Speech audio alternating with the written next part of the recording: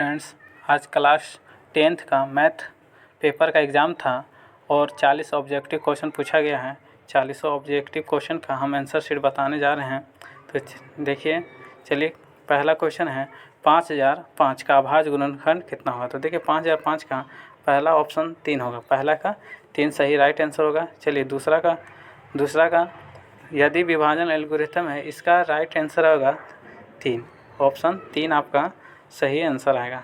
ठीक है, अब तीसरा क्वेश्चन है 3 रूट 2 का खाली जगह है, एक परिमेय संख्या है। याद रहे, रूट में कोई भी संख्या रहे और उसका पूरा वर्गमूल नहीं निकलता है, वो अपरिमेय संख्या कहलाता है। तो इसका तीसरा का आंसर जो होगा हमारे पास 2 होगा, अपरिमेय संख्या। ठीक है, आगे बढ़ते हैं। चौथा क्वेश्चन है 35/50 का दशमलव कैसा है।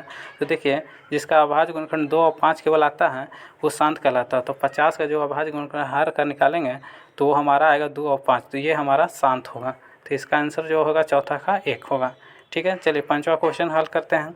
पांचवा क्वेश्चन में बोला है px का शून्य। तो देखिए एक से रेखा पे कितने बार कटा हुआ है। तो यहाँ देखिए एक बार यहाँ कटा है, एक बार यहाँ, यानी 2 बार कटा हुआ है। तो इसका राइट आंसर होगा 3, यानी कि 2 आंसर होगा। ठीक है, ऑप्शन 3 है।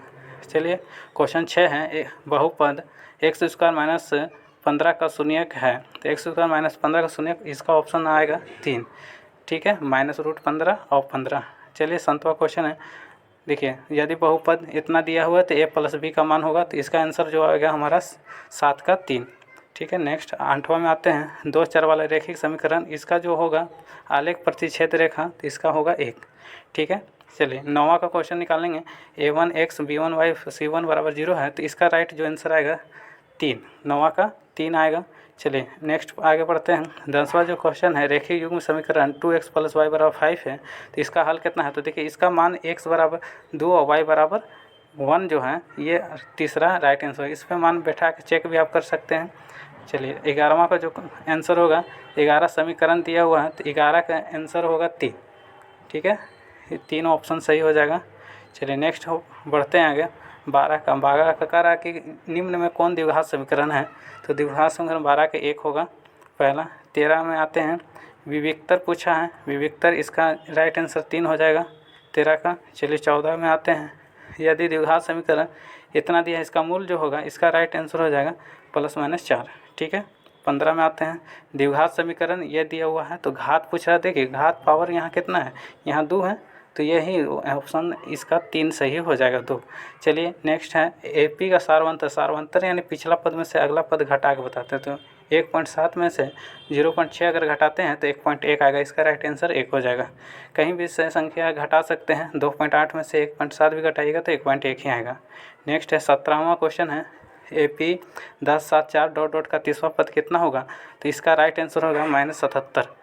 ठीक है, नेक्स्ट चलते हैं 18वां क्वेश्चन, 2 + 7 + 12 + 10 पदों का योग कितना होगा। इसका राइट आंसर होगा 245, ऑप्शन 3 18 का। नेक्स्ट है सभी वर्ग कैसे होते हैं। तो देखिए सभी वर्ग समरूप होते हैं। ठीक है, ऑप्शन ए सही हो जाएगा। 20वां क्वेश्चन है, 20वां का आंसर होगा 3, 20 का ऑप्शन 3 2.4 होगा। चलिए 21वां में आते हैं। यहाँ पे देखिए B/EF 3:5 है। तो देखिए इसका है 3 का वर्ग 9 और 5 का 25, यानी इसका ऑप्शन 4 सही आंसर हो जाएगा। कि इसका 22 में आते हैं, तो बीच की दूरी, तो यहाँ पे देखिए इसका भी करते हैं, बीच का दूरी का फॉर्मूला बैठाइएगा तो इसका राइट आंसर 5 आ जाएगा, चौथा। ठीक है, आगे बढ़ते हैं। 23 में आते हैं, मिलाने वाली रेखाखंड। तो देखिए यहाँ आ जाएगा 2 और 3, यानी 23 का 2 हो जाएगा। आगे बढ़ते हैं आगे। 24 का ABC का क्षेत्रफल होगा, तो इसका राइट आंसर आएगा 3, 24 का ऑप्शन 3 आएगा। चलिए आगे बढ़ते हैं। अगला क्वेश्चन है 25 का, cos A = 3/5 है। तो cos A बराबर है, तो इसका राइट आंसर ऑप्शन 2 हो जाएगा, 5/4। 26 का चलते हैं, तो 26 का जो इसका आंसर हो जाएगा 3, 26 का 3 60 डिग्री। ठीक है, नेक्स्ट आगे बढ़ते हैं। 27 का देखिए कोट 90 - थीटा बराबर है। तो इस फॉर्मूला है, तो कोट 90 डिग्री थीटा बराबर होता है tan थीटा, तो tan A हो जाएगा। ठीक है, चलिए तीसरा सही हो जाएगा। sin² 28 का भी वही है, सूत्र पे है, sin² A जो cos² A बराबर कितना होता है, 1 के बराबर होता है, तो 1 होगा। नेक्स्ट आगे बढ़ते हैं। एक मीनार का शीर्ष उन्नयन कोण यह है, तो इसका राइट आंसर हो जाएगा ऑप्शन 2, यानी कि 15√3। चलिए नेक्स्ट आगे बढ़ते हैं। 30वां क्वेश्चन में आते हैं, किसी वृत्त के बाह्य बिंदु से खींची गई स्पर्श रेखा होगी, तो इसका आंसर होगा 2। ठीक है, ऑप्शन 3 सही हो जाएगा। अब यहाँ चित्र दिया हुआ है तो इसमें आंसर आएगा 55 डिग्री, राइट आंसर हो जाएगा 31 का।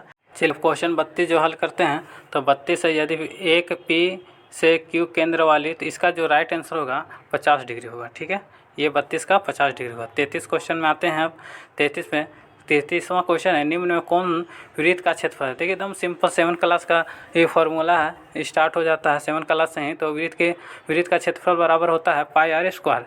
बहुत इजी क्वेश्चन था। चलिए नेक्स्ट क्वेश्चन आगे बढ़ते हैं। क्वेश्चन नंबर 34 है, यदि किसी वृत्त के खेत की त्रिज्या है 7 सेंटीमीटर तो उसका परिमाप कितना होगा। तो देखिए परिमाप ज्ञात करना है, ये अर्धवृत्ताकार है तो इसका जो राइट आंसर होगा, तो देखिए इसका राइट आंसर 36 सेंटीमीटर होगा। ठीक है, इसका नंबर 35 में चलते हैं। 35वां क्वेश्चन है, 42 सेंटीमीटर त्रिज्या वाले एक वृत्त के त्रिज्यखंड का क्षेत्रफल होगा जिसका कोण 120 डिग्री है, तो इसका राइट आंसर होगा 1848 सेंटीमीटर स्क्वायर। ठीक है, चलिए क्वेश्चन नंबर 36 में अब आते हैं। तो 36 घनाभ के कोरों की लंबाई है इतना दिया हुआ है, तो इसका जो राइट आंसर होगा 2। ठीक है, आगे बढ़ते हैं। 37वां क्वेश्चन है, प्रथम 3 लगातार प्राकृतिक संख्या का माध्य होगा। तो प्रथम 3 प्राकृतिक संख्या का माध्य जो होगा इसका राइट आंसर होगा 2। ठीक है, चलिए 38 में आते हैं। संचयी बारहमात्रता का वक्र कहलाती है। देखिए संचयी बारहमात्रता के वक्र त्वरण कहलाती है। ठीक है, 38 का हो जाएगा आपका त्वरण। नेक्स्ट आगे बढ़ते हैं। 29वां है, किसी पासे के फेंकने पर सम संख्या आने की प्रायिकता। देखिए सम संख्या आने की प्रायिकता हो जाएगा 1/2। ऑप्शन 4 हो जाएगा 39 का। अब 40 में आते हैं। निम्न में कौन किसी घटना की प्रायिकता नहीं है। देखिए किसी भी घटना की प्रायिकता 1 से कम होना चाहिए, यहाँ 2.5 है तो ये वाला ऑप्शन नहीं है, ऑप्शन 2। ठीक है।